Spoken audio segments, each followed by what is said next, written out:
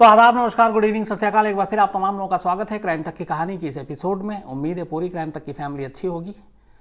आज हमारे क्राइम तक फैमिली के एक सबसे यंगेस्ट मेंबर जो बता रहे हैं अपने कि 16 साल की उम्र है, आदित्य, उनका जन्मदिन है। तो मैंने कहा शुरुआत में ही, क्योंकि छोटों का ज़्यादा हक होता है, तो हैप्पी बर्थडे आदित्य, हमेशा अच्छे रहो, खुश रहो। आज की कहानी पिछले लगभग 2-3 दिनों से सुशांत सिंह की जो मौत है, उस मौत को लेके फिर से सारी चीज़ें वापस आ गई हैं। 2 दिन से सारे न्यूज़ चैनल पे ये खबर चल रही है। शुरुआत हुई विसरा रिपोर्ट से, उसके बाद एक FIR दर्ज होती है पटना में और पूरी कहानी अब बदल जाती है। लेकिन मैं आपको आज जो कहानी सुनाऊंगा, जो पुलिस में बयान दर्ज हुआ अलग अलग लोगों का, उनमें से ख़ास तौर पे 3 बड़े इंपॉर्टेंट कैरेक्टर हैं। इन 3 कैरेक्टर के ज़रिए ही इस मौत का सच सामने आ सकता है। एक है सुशांत की बहन जो मुंबई में रहती है, मीतू। दूसरी है सुशांत की एक्स गर्लफ्रेंड अंकिता लोखंडे। और तीसरी हैं जो करंट उनकी गर्लफ्रेंड थी, रिया चक्रवर्ती। मुंबई पुलिस और बिहार पुलिस को कुछ बयान दिए गए। उस बयान के जरिए 8 जून से लेकर 14 जून की पूरी कहानी सामने आती है। और यही 6 दिन सबसे इंपॉर्टेंट है इस पूरे केस में। इसी 6 दिन में सुशांत की मौत का पूरा सच छुपा हुआ है। होता क्या है, क्यों शुरू हुआ, कहाँ झगड़ा हुआ, किस बात का गम था, साजिश को लेकर क्यों सवाल उठ रहे हैं, ये सारे सवालों के जवाब इन्हीं 6 दिनों में। अपडेट इस केस का आपको लास्ट में बताएंगे, पहले शुरुआत करते हैं। मार्च 2020 में रिया चक्रवर्ती सुशांत सिंह राजपूत के घर जाती हैं और उस घर के ग्राउंड फ्लोर पे उनके मुलाजिम और उनका दोस्त रह रहा था। फर्स्ट फ्लोर पे सुशांत सिंह राजपूत रह रहे थे। रिया चक्रवर्ती जब वहाँ पहुँचती हैं अपना सारा सामान लेकर, तो वो फर्स्ट फ्लोर पे साथ थी। इसी के बाद अचानक कोरोना दस्तक देता है हिंदुस्तान में। महाराष्ट्र में सबसे ज़्यादा होता है, मुंबई में 25 मार्च से लॉकडाउन हो जाता है। रिया वहीं रह जाती हैं। पूरा मार्च निकल जाता है, अप्रैल निकल जाता है, मई निकल जाता है, जून आ जाता है। 7 जून की रात तक सब कुछ ठीक ठाक था। इस दौरान में हालांकि कई बार लड़ाई झगड़ा भी हुआ, जो उन्होंने बयान दिया उस घर में रहने वाले जो विटनेस हैं। लेकिन फिर उसके बाद दोनों एक दूसरे को मना भी लेते, तो सब कुछ ठीक चल रहा था 7 जून की रात तक। 8 जून की अर्ली मॉर्निंग सुशांत और दिशा, तो रिया, इन दोनों के मोबाइल पे कॉल आता है और इन्हें सुबह सुबह एक बहुत ही बुरी खबर मिलती है।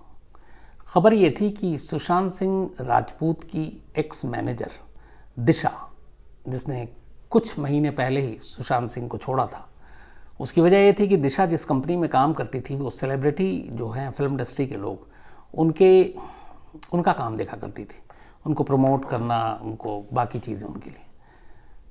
इस कंपनी जिसमें दिशा काम करती थी, रिया जानती थी और रिया ने उस कंपनी के जरिए दिशा को सुशांत का मैनेजर बनाया। सुशांत के लिए दिशा काम करने लगी, लेकिन फिर दिशा ने अचानक वो कंपनी छोड़ दी। तो जब कंपनी छोड़ी तो कॉन्ट्रैक्ट के हिसाब से उसको सुशांत को भी छोड़ना पड़ा, क्योंकि सुशांत तक दिशा एक मैनेजर के तौर पर उस कंपनी के जरिए पहुंची थी। अब वो उस कंपनी का ही हिस्सा नहीं है, तो फिर वो सुशांत की भी करियर का हिस्सा नहीं रह सकती थी, तो इसलिए वो एक्स हो गई। 7 और 8 जून की रात करीब 1 बजे दिशा अपने घर में, अपने अपार्टमेंट की 14वीं मंजिल से कूदकर खुदकुशी कर लेती है। पुलिस जांच करती है, फैमिली भी आती है, स्टेटमेंट देते हैं। उसका एक मंगेतर भी था और उससे पहले रात को पार्टी भी हुई थी। लेकिन फैमिली वालों ने दिशा की मौत के लिए किसी को कटघरे में नहीं खड़ा किया। पुलिस ने उनसे पूछा भी किसी पे शक है, कोई और वजह, माँ बाप ने मना कर दिया। फिर पुलिस ने जांच की, तो जांच में ये पता चला कि दिशा ने कुछ ऐसे सेलिब्रिटी और जिनके लिए कुछ कॉन्ट्रैक्ट काम लिया हुआ था और उनसे बाकायदा एडवांस भी लिया था और उसके बाद उनके काम करने थे। उस एडवांस में से काफ़ी पैसे कंपनी में भी ले लिए और बाकी दिशा इन लोगों से खर्च हुए। इसी दौरान में ये कोरोना शुरू हो गया, तो अब वो काम सारे, शूटिंग और बाकी चीज़ें रुक गई। तो अब अप्रैल के बाद से ही जो क्लाइंट थे वो दिशा से अपने पैसे वापस मांगने लगे और कहते हैं कि वो अमाउंट करीब 30 से 40 लाख रुपए के बीच थी। दिशा कंपनी से वापस मांग रही थी, पैसे का कुछ है कंपनी उधर से नहीं दे रही, दिशा इधर से नहीं दे रही, और चूंकि दिशा खुद लेकर आई तो वो सारी चीज़ें एक साथ घालमेल हो गई और दिशा को लेके इस पर काफ़ी दबाव और तनाव आ गया पैसे वापस करने को लेकर। तो पुलिस जांच के हिसाब से जो फाइनेंशियल चीज़ें थी वो दिशा की इस खुदकुशी की एक वजह बनी, बाकी रिलेशनशिप, बाकी ऐसी कोई चीज़ें जो है वो कुछ नहीं थी। ऑलरेडी एक मंगेतर भी था। तो 7 और 8 जून की रात करीब 1 बजे 14वीं मंजिल से दिशा खुदकुशी कर लेती कूद कर, और अर्ली मॉर्निंग में ही सुशांत सिंह राजपूत को यह खबर मिलती है। दिशा को की मौत की खबर रिया को भी मिलती है, क्योंकि रिया भी जानती थी। और सुशांत सिंह को बड़ा धक्का लगता है, क्योंकि कुछ वक्त पहले तक साथ में मैनेजर थी, कई कई घंटे साथ रहा करते थे, और अचानक ऐसी इस नौजवान उम्र में किसी का यूं मर जाना किसी को भी सदमा दे जाएगा। तो सुशांत के भी इसमें बड़ा धक्का लगा। 8 जून की सुबह की बात है। इससे पहले 7 जून तक सब कुछ नॉर्मल था। इसके बाद थोड़ा जैसे जैसे दिन निकलता जाता है सुशांत परेशान हो जाते हैं, और फिर कुछ बातों को लेकर सुशांत और रिया के बीच में झगड़ा हो जाता है। झगड़ा काफ़ी तेज़ आवाज़ नीचे ग्राउंड फ्लोर पे भी आती है। ये बात भी पुलिस में बताया गया कि 8 जून को झगड़ा हुआ था। दोपहर होते होते झगड़ा काफ़ी हो जाता है, और उसके बाद रिया अपना सामान पैक करती है और सारा सामान वो लेकर घर से निकल जाती है, और जाते जाते कहती है कि वो दोबारा कभी नहीं आएगी। एक तरह से ब्रेकअप का अनाउंसमेंट करके वो घर से निकल जाती है। सुशांत, एक तो मैनेजर की मौत की खबर और दोपहर होते होते रिया का यूं चले जाना, और ज़्यादा परेशान हो जाते हैं। इसके बाद वो मुंबई में ही रहने वाली अपनी बहन मीतू को फ़ोन करते हैं और बताते हैं कि इस तरह से रिया के साथ झगड़ा हुआ है, और दिशा की खुदकुशी की खबर भी देते हैं। मीतू समझाती है, क्योंकि एक तो कोरोना, लॉकडाउन, और मीतू के बच्चे छोटे छोटे बच्चों को आप साथ लेकर नहीं जा सकते, और छोड़ कर जाएँ तो कौन परवरिश करेगा, ये सारी चीज़ें थी। तो उस दिन मीतू फ़ोन पे ही सुशांत को हौसला देती है, समझाती है सब ठीक हो जाएगा, अपना ख्याल रखे। और मीतू को ये भी पता था कि सुशांत थोड़ा परेशान इधर, तो अपनी तरफ से वो फ़ोन पे करके कई बार दिलासा देती हैं। 8 जून की शाम होती है, फिर रात होती है। 8 जून बीत जाता है। 9 जून को सुशांत फिर फ़ोन करते हैं मीतू को, बताते कि वो बहुत परेशान है, और उसकी वजह इस बार ये थी कि 9 जून की सुबह मुंबई के अखबार में दिशा की खुदकुशी की खबर छप जाती है, और दिशा की खुदकुशी की खबर के साथ साथ सुशांत सिंह का भी उसमें नाम आता है। नाम इस हैसियत से आता है कि वो, चूँकि दिशा की एक पहचान ये थी कि सुशांत सिंह राजपूत की एक्स मैनेजर, तो एक सेलिब्रिटी की मैनेजर जब होगा तो उस सेलिब्रिटी का भी नाम आएगा। तो सुशांत सिंह ये अखबार में खबर पढ़ते हैं, और उन्हें डर लगता है फिर कि ये क्या हो गया, कहीं अब जांच या कहीं इस खुदकुशी को मुझसे तो नहीं जोड़ा जाएगा। ये सारी चीज़ें होती हैं। फिर वो मीतू को फ़ोन करते हैं। मीतू को भी ये चीज़ें अब पता चल गई थी, उसे लगा कि ज़्यादा परेशान है। मीतू अपने हस्बैंड को समझाती हैं, बच्चे को घर पे छोड़ती हैं, और अकेली सुशांत के घर पहुंच जाती हैं। जाकर वहाँ दिलासा देती हैं, हौसला देती है, और सुशांत सारी चीज़ें बताते हैं, कैसे रिया झगड़ा करके गई है, ब्रेक पकड़ के गई है। ये सारी बातें हो गई। उसी रात 9 जून को मीतू ये सारी बातें अपने घर वालों को भी बताती है, मतलब सुशांत के बाकी बहनों को। अमेरिका में रहने वाली एक बहन श्वेता, मीतू उनको भी ये बात बताती है। कहती कि सुशांत परेशान है, एक तो रिया से झगड़ा हो गया, दूसरा दिशा ने खुदकुशी कर ली है, और सुशांत को डर है कहीं इस खुदकुशी में उसको फंसा ना लिया जाए, उसका नाम ना आ जाए। ये सारी चीज़ें श्वेता राज को व्हाट्सअप करती है अमेरिका से सुशांत को, और व्हाट्सअप में बहुत सारी चीज़ें लिखी हैं, लेकिन वो एक कहती है कि तुम यहाँ आ जाओ हमारे पास अमेरिका में, और कुछ दिन यहाँ रहो, और हम किसी दोस्तों को बताएंगे भी नहीं कि तुम यहाँ हो, ताकि तुमको अकेला, मतलब तुम रहो, कोई तुम्हें तंग ना करे, बट तुम कुछ आ जाओ। सुशांत इसका रिप्लाई अगले दिन 10 जून की सुबह अर्ली मॉर्निंग करते हैं। उसमें लिखते हैं कि हाँ, मेरा भी बहुत मन है आने का नहीं, बस मेरा भी बहुत मन है दीदी। तो ये बातचीत जो श्वेता, उनकी बहन अमेरिका में, बाद में इस व्हाट्सएप चैट को शेयर किया है सोशल मीडिया पे। तो 10 जून आ गया, मीतू अभी पास में है, सुशांत को लगातार समझा रही हैं। उसके बाद फिर 11 जून आता है, फिर 12 जून आता है। 12 जून को मीतू, चूँकि अब बच्चे उधर अकेले हैं, 3 दिन हो गया, 9 जून को आई थी सुशांत के पास, 3 दिन तक साथ रही, और कोरोना और बहुत सारी चीज़ें, तो वो सुशांत को समझा कर कि मैं फिर आऊँगी, मिलती रहूँगी, पर बच्चे वहाँ पे अकेले हैं, तो मैं घर जा रही हूँ। फिर सुशांत भी नॉर्मल कहता है ठीक है आप जाओ। मीतू 12 जून को सुशांत के घर से निकल जाती है। इसके बाद 13 जून आता है और फिर 14 जून। मीतू के जाने के 2 दिन के बाद 14 जून की दोपहर सुशांत की मौत हो जाती है। अब ये 8 से लेके 12 और 14 6 दिन की कहानी है। अब इस कहानी को अभी एक थोड़ी देर के लिए इधर रखते हैं कि ऐसा क्या हुआ और सुशांत को क्यों डर था कि दिशा की मौत में उसको फंसाया जा सकता है। जो सुशांत के फादर ने एफआईआर लिखाई है पटना में, उस एफआईआर में एक पैरा है पूरा, उस पर लिखा है कि बाकी सारी चीज़ें हटाई, कंट्रोल करती थी बाकी चीज़ें, कि जब दिशा की मौत हुई 7 और 8 जून की रात, उसके बाद 8 तारीख को ही रिया ने सुशांत का घर छोड़ा, सारे सामान अपने ले गई और साथ में कुछ सुशांत के भी ज़रूरी कागजात, मेडिकल जो प्रिस्क्रिप्शन है वो भी सारी चीज़ें ले गई, क्रेडिट कार्ड, पासवर्ड। उस एफआईआर में है कि दिशा की मौत की खबर आने के बाद 8 जून को रिया ने ही सुशांत को डराया और उसने कहा कि देखो ऐसा ऐसा हो गया, अब तुम्हारे ऊपर आ जाएगी क्योंकि तुम्हारी मैनेजर रही है और तुम्हारे साथ काम किया है, तो अब सारी चीज़ें होंगी कि उसका क्या रिलेशन है, क्यों सुसाइड की, तो बहुत सारी वजह। तो कहते हैं कि सुशांत के मन में ये डर बिठाने का काम रिया ने किया और इसकी वजह से सुशांत ज़्यादा परेशान हो गए कि कहीं इस मौत के लिए उनका नाम ना आए, इस खुदकुशी के लिए या खुदकुशी के रीज़न के लिए। तो कहते हैं ये डराया और उसके बाद वो सारे कागजात और जो इलाज चल रहा था उसके भी पेपर जो एफआईआर के हिसाब से वो रिया अपने साथ ले गई। इस चीज़ ने सबसे ज़्यादा सुशांत को डराया। तो कहीं ना कहीं जो एक बात आ रही थी कि ठीक 1 हफ्ता पहले मैनेजर की खुदकुशी और 1 हफ्ते के बाद सुशांत की खुदकुशी, क्या इन दोनों में कोई रिश्ता था, क्या इन दोनों में कोई ऐसा कनेक्शन है? तो कनेक्शन अब इस रूप में सामने आ रहा है और इस बात को इसलिए भी नहीं लिया जा सकता लाइटली क्योंकि एफआईआर बेशक सुशांत सिंह के पिता ने लिखाया पटना में, लेकिन ये जो कहानी पूरी है ये मीतू ने अपने पिता को बताई क्योंकि मीतू 8 जून को ये इंसिडेंट हुआ और 9 से 12 जून तक सुशांत के साथ उनके घर में थी और सुशांत ने सारी चीज़ें उन्हें बताई कि वो परेशान हैं और दिशा की मौत को लेके कहीं मुझे फंसाया जा सकता है, रिया मुझे फंसा सकती।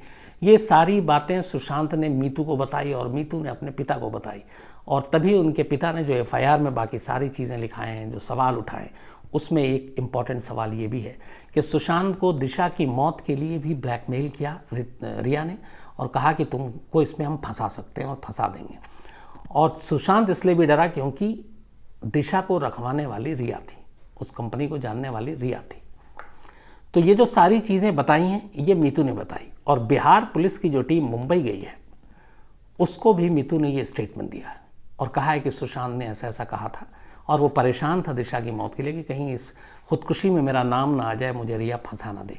ये बड़ा इंपॉर्टेंट बयान है मीतू का। अब उससे पूछा गया मीतू से कि आपने ये सारी बातें, क्योंकि मुंबई पुलिस से भी सवाल हुआ, तो आपने मुंबई पुलिस ने जब पूछताछ की तब आपने क्यों नहीं बताया, जबकि आप विटनेस थी उस रूम में जब लाश मिली, 4-5 लोगों में सबसे एक आप भी थी। तो मीतू का ये जवाब था कि उन्हें मुंबई पुलिस पर भरोसा नहीं था, इसलिए मुंबई पुलिस से उन्होंने ज़्यादा चीज़ें शेयर नहीं की। चूँकि अब ये मामला एफआईआर पटना में दर्ज हुआ और बिहार पुलिस इस मामले की जांच कर रही है, इसलिए इस बिहार पुलिस पे उन्हें भरोसा है और इसी भरोसे के हिसाब से उन्होंने ये बातें अब बताई हैं कि 9 जून से 12 जून के बीच में सुशांत ने उनसे क्या क्या कहा था, जिसमें एक इम्पॉर्टेंट ये है कि रिया ने इसको लेकर भी धमकाया था कि तुमको दिशा की मौत में फंसाया जा सकता है, ये फंसाएंगे। तो अभी तक जो मौत की वजह बहुत सारी चीज़ें लेकर आ रही हैं, उसमें से एक परेशान होने की इम्पोर्टेंट वजह बकौल सुशांत सिंह की बहन मीतू के ये है और शायद क्योंकि 7 जून से पहले उनका बयान है कि सुशांत ठीक है परेशान थे, उनका इलाज भी चल रहा था, शूटिंग रुकी हुई थी, लॉकडाउन था, बाहर आना जाना बंद था, थोड़ा अकेलापन भी ज़्यादा हो रहा था, लेकिन फिर भी नॉर्मल थे। लेकिन 8 जून को 2 चीज़ें हुई इनकी ज़िंदगी में एक साथ, एक दिशा की खुदकुशी की खबर सुबह सुबह और उसके बाद रिया का घर छोड़कर जाना, झगड़ कर जाना, ये दोनों चीज़ें एक साथ 8 जून को हुई और 8 जून से ही सुशांत का बिहेवियर, सुशांत की चीज़ें बदल गई, सुशांत ज़्यादा परेशान हो गए, सुशांत ज़्यादा डिप्रेशन में चले गए। तो ये सारी चीज़ें 8 जून को हुई। अब ये एक इम्पॉर्टेंट बयान है, इस बयान के आधार पर आगे की कार्रवाई की जाएगी, जो बाकी लोग हैं उनसे भी पूछताछ होगी। तो ये तो 8 से 14 जून की कहानी की बात है। अब जो सारी चीज़ें चल रही हैं, रिया चक्रवर्ती ने लेटर लिखा था होम मिनिस्टर अमित शाह को कि इस मामले की सीबीआई से जांच होनी चाहिए। हालांकि उसमें उन्होंने ये कैटेगरी लिखा था कि ये जो स्टेप उठाया यानी खुदकुशी की, इसकी वजह क्या है, इसकी जांच होनी चाहिए। अब वही रिया चक्रवर्ती सुप्रीम कोर्ट में पहुंची। कल उनके वकील ने यहाँ पे अर्जी दाखिल की थी कि पटना में जो एफआईआर दर्ज हुआ है उस केस को मुंबई ट्रांसफ़र कर दिया जाए। अब मुंबई ट्रांसफ़र करने का मतलब है कि उस केस को मुंबई पुलिस देखे। तो एक तरफ रिया चक्रवर्ती ने सीबीआई जांच की मांग की। सीबीआई जांच की मांग का मतलब है कि मुंबई पुलिस से शायद उनको भरोसा नहीं, लेकिन अब वही कह रही हैं कि उस केस को मुंबई ट्रांसफ़र कर दिया जाए, तो अब उन्हें मुंबई पुलिस पे भरोसा हो गया है। तो ये दो अजीब चीज़ें अलग। अब लेकिन एक बहुत सारे लोगों ने सवाल पूछा है कि क्या सीबीआई जांच हो सकती है, नहीं होगी, और सीबीआई जांच का इस वक्त स्टेटस क्या है। महाराष्ट्र के चीफ मिनिस्टर और होम मिनिस्टर के बीच में कल मीटिंग हुई। उसमें होम मिनिस्टर ने पुलिस की अब तक की पूरी इन्वेस्टिगेशन की रिपोर्ट चीफ मिनिस्टर को दी और ये कन्विंस किया कि मुंबई पुलिस जो जांच कर रही है वो सही डायरेक्शन में कर रही है और इसलिए इसको सीबीआई को देने का कोई तुक नहीं बनता। जिस पे उद्धव ठाकरे ये मान गए और उन्होंने कहा कि स्टेट जो है वो इसको सीबीआई जांच के लिए रिकमेंड नहीं करेगी सेंटर को, इस महाराष्ट्र पुलिस ही इसकी मामले की जांच करेगी। चलिए एक पहलू। दूसरा, एफआईआर पटना में दर्ज हुआ रिया चक्रवर्ती के खिलाफ खुदकुशी के लिए उकसाने का मामला है। तो क्या अगर बिहार पुलिस या बिहार सरकार ये चाहे कि इस मामले की सीबीआई जांच हो सकती है, तो क्या उनके पास कानूनी हक है, या वो इंतज़ार करेंगे महाराष्ट्र सरकार के फैसले का, या महाराष्ट्र सरकार पे दबाव डाल के कहेंगे सीबीआई जांच करो। तो यहाँ पे एक और लीगल चीज़ आ गई है, वो ये है कि महाराष्ट्र पुलिस सुशांत सिंह राजपूत की मौत के मामले की जांच कर रही है। वहाँ कोई कंप्लेनेंट नहीं है, वहाँ कोई केस दर्ज नहीं हुआ है, एक मौत के मामले की जांच कर रही है। यहाँ पे हमें यह ध्यान देने की ज़रूरत है, कोई एफआईआर दर्ज नहीं हुआ। एफआईआर तब होता है जब कोई कंप्लेनेंट होता है या कंप्लेन करके किसी को आपको लगता है सस्पिशियस और बाकी चीज़ें। तो वहाँ एक मौत के मामले की जांच हो रही है। लेकिन पटना में एक एफआईआर दर्ज हुई है और उस एफआईआर में बाकायदा सुशांत सिंह मौत के लिए एक शख्स को जिम्मेदार ठहराया जा रहा है और कहा जा रहा है कि सुशांत सिंह मौत जो हुई है उसको इसने उकसाया और इसलिए उसने सुसाइड की और इसकी वजह ये है। तो अब यहाँ पे है कि एफआईआर पटना में, यानी कि बिहार के जुरिडिक्शन में आ गया। क्राइम मुंबई में हुआ है लेकिन मुकदमा यहाँ दर्ज है। कानून ये अधिकार देता है बिहार सरकार को, क्योंकि अभी बिहार पुलिस इस मामले की जांच कर रही है। बिहार पुलिस ने ही मुकदमा दर्ज किया है और ये बिहार सरकार के जुरिडिक्शन में है। नीतीश कुमार बिहार के मुख्यमंत्री, अब चाहे तो उनके पास ये राइट है लीगल कि वो कहें कि ठीक है, जो बिहार पुलिस ने एफआईआर दर्ज किया, जो बिहार पुलिस जांच कर रही है, जो हमारी 4 पुलिस की team, 2 inspector, 2 sub inspector Mumbai में, हम इस केस को सीबीआई को ट्रांसफ़र करते हैं कि सुशांत सिंह राजपूत के पिता की ये जो शिकायत है कि उनके बेटे की मौत की जिम्मेदार रिया चक्रवर्ती हैं क्योंकि उन्होंने खुदकुशी के लिए उकसाया, तो ये राइट बिहार सरकार के पास है। बिहार सरकार को इसके लिए महाराष्ट्र सरकार के आगे गिड़गिड़ाने की ज़रूरत है ही नहीं। नीतीश कुमार जब चाहें एक लेटर होम मिनिस्टर को लिख सकते हैं सेंटर में, अमित शाह को, कि हम सुशांत सिंह राजपूत के पिता के इस एफआईआर के हिसाब से इस मामले की जांच चाहते हैं कि सीबीआई करे। एक स्टेट का मुखिया अगर लिखता है तो फिर सेंटर उसको आमतौर पे एक्सेप्ट कर लेता है और यहाँ तो कोई इशू भी नहीं है क्योंकि सेंटर में भी बीजेपी की सरकार है, स्टेट में भी बीजेपी और नीतीश कुमार की सरकार साथ में गठजोड़ में है, तो यहाँ कोई टसल भी नहीं है। लेकिन यहाँ पे लीगल राइट ये है कि अगर नीतीश कुमार चाहें तो अभी अगर लिख दें कि इस मामले की जाँच हम सीबीआई को दे रहे हैं, तो इसमें महाराष्ट्र सरकार, मुंबई पुलिस का कोई रोल नहीं है। ऑलरेडी ये सीबीआई जाँच कर सकती है इस पूरे मामले की। हाँ, उसमें सिर्फ देखना ये होगा कि जो मुंबई पुलिस जांच कर रही है फिर उसका स्टेटस क्या होगा। लेकिन इसका भी इशारा इसलिए मिलता है कि आज जब ये सुप्रीम कोर्ट पहुंची कि एफआईआर पटना में जो दर्ज हुआ उसके इसको मुंबई ट्रांसफ़र किया जाए, तो सुप्रीम कोर्ट ने इसको मानने से इनकार किया और रिया चक्रवर्ती से कहा कि आप मुंबई बॉम्बे हाई कोर्ट जाइए और वहाँ जाकर आप ये चीज़ें कीजिए कि वो क्या कहते हैं, यहाँ आने की ज़रूरत नहीं है। इसी के बाद सुशांत के पिता ने भी सुप्रीम कोर्ट में अर्जी दाखिल कर दी और उन्होंने कहा कि ये जो है रिया ने इसमें डाला है उसमें हमें भी एक पार्टी बनाया जाए क्योंकि हम इसमें पार्टी हैं। तब वो मुंबई हाई कोर्ट जाएंगी, बॉम्बे हाई कोर्ट जाएंगी रिया चक्रवर्ती, और अब वहाँ पे ये अपील करेंगी कि पटना के एफआईआर को जो है, केस जो है वो मुंबई में ट्रांसफ़र कर दिया जाए। अब यहाँ लेकिन 2 चीज़ें, अभी तक वो अब रिया चक्रवर्ती कह रही थी कि सीबीआई की जाँच करा लेनी चाहिए। अमित शाह को लेटर लिखा ओपनली, उसमें ऐलान भी किया मैं सुशांत सिंह राजपूत की गर्लफ्रेंड हूँ। तो एक तरफ उनको उस वक्त मुंबई पुलिस पे भरोसा नहीं था, लेकिन अब चाहती हैं कि यही मामला अब मुंबई पुलिस जांच करे। तो कहीं ऐसा तो नहीं कि रिया चक्रवर्ती को ये उम्मीद है कि मुंबई पुलिस के पास केस रहने में उनका भला है, उनका फ़ायदा है? क्योंकि मुंबई पुलिस पे उंगलियां ये उठ रही हैं कि 1.5 महीने से आपने जांच की, रिया चक्रवर्ती से आपने 2-2, 3-3 बार पूछताछ की, लेकिन जो चीज़ें FIR में लिखी हैं सुशांत सिंह राजपूत के पिता ने, वो जो सारे इल्ज़ाम हैं उस पर कभी मुंबई पुलिस ने कुछ नहीं कहा। 17 करोड़ अकाउंट में 1 साल के अंदर उसमें से 15 करोड़ निकल गए।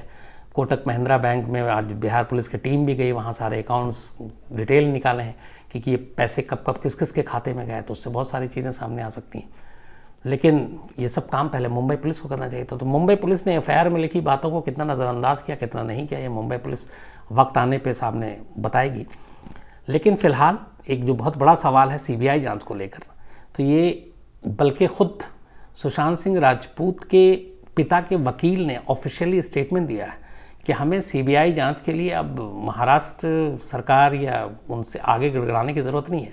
बिहार सरकार कैपेबल है इस FIR के बिहाफ पे ये कहने को कि भैया हम CBI जांच के लिए रिकमेंड करते हैं। तो अब देखना ये है कि क्या बिहार सरकार ऐसा करती है, क्योंकि दबाव चौतरफा है। ख़ास तौर पर इस FIR के बाद एक माहौल बन गया है और अब सभी तरफ से उठ रहा है कि CBI जांच होनी चाहिए। और मुझे लगता है कि मुंबई पुलिस अगर ऐसे में अपनी कोई फाइनल रिपोर्ट दे दे तो उस रिपोर्ट का बहुत मतलब नहीं बनेगा, इसलिए कि एक बहुत बड़ा तबका जो है वो ये मान के चल रहा है कि मुंबई पुलिस सही ढंग से जांच नहीं कर रही। तो उस फाइनल रिपोर्ट पे को भी लोग शक की निगाह से देखेंगे। तो उससे अच्छा है कि वो रिपोर्ट दें, उससे पहले एक CBI जांच हो जाए और CBI जो भी है वो सामने सच ले आए। अब इसमें लेकिन बिहार, जिस तरीके से बिहार पुलिस ने FIR दर्ज की है, तो बिहार सरकार की जिम्मेदारी बनती है कि वो इस मामले को आगे देते हैं कि नहीं। तो आज कहानी में इतना ही। हालांकि मुझे लगता है कि अभी ये सिलसिला चलता रहेगा, क्योंकि बहुत सारी चीज़ें हो रही हैं। एक जो ट्रेनर है जहाँ जिस जिम में जाया करते थे सुशांत सिंह, उस ट्रेनर ने ये क्लेम किया है कि सुशांत सिंह राजपूत को ड्रग्स का ओवरडोज दिया जाता था। हालांकि अब ये बड़ी अजीब सी चीज़ है कि जो पोस्टमार्टम रिपोर्ट है, जो विसरा रिपोर्ट है, उसमें कहीं ड्रग्स ओवरडोज इन चीज़ों की, इन बातों का जिक्र नहीं है।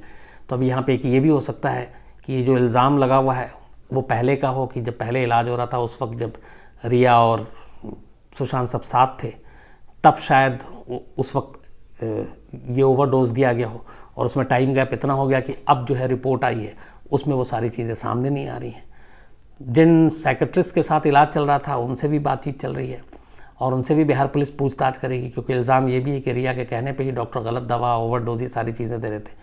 तो उसका भी जो भी सच है वो सामने आएगा। तो बिहार पुलिस अभी मुंबई में जमी हुई है और रिया चक्रवर्ती अभी अदालतों में हैं ताकि वो गिरफ्तारी से बच सके। हालांकि बिहार पुलिस का ये भी कहना है कि जब तक उनके पास पुख्ता सबूत नहीं होगा वो कोई गिरफ्तारी नहीं करेंगे। लेकिन गिरफ्तारी की तलवार लटकी भी ये तय है। रिया चक्रवर्ती ने बड़े अच्छे होनहार वकील भी हायर कर लिए हैं। अब सुप्रीम कोर्ट के बाद वो हाई कोर्ट पहुँची हैं। कल मुझे लगता है बॉम्बे हाई कोर्ट से भी कुछ फैसला आएगा। जाँच जारी है, तो जो भी इसमें अपडेट होता रहेगा हम आपको बताएंगे। लेकिन आज मुझे लगा कि 8 से 14 दिन, चूँकि ये सुशांत की बहन मीतू के बयान बड़े इंपॉर्टेंट है कि ऐसा क्या हुआ जो सब कुछ हुआ। तो इस कहानी से ही लगता है कि 7 जून तक सब कुछ ठीक था। कहानी पलटी सुशांत के मैनेजर की खुदकुशी के बाद। तो आज इतना ही। कल आपसे फिर मुलाकात होगी रात 9 बजे। तब तक अपना ख्याल रखिएगा। Thank you very much.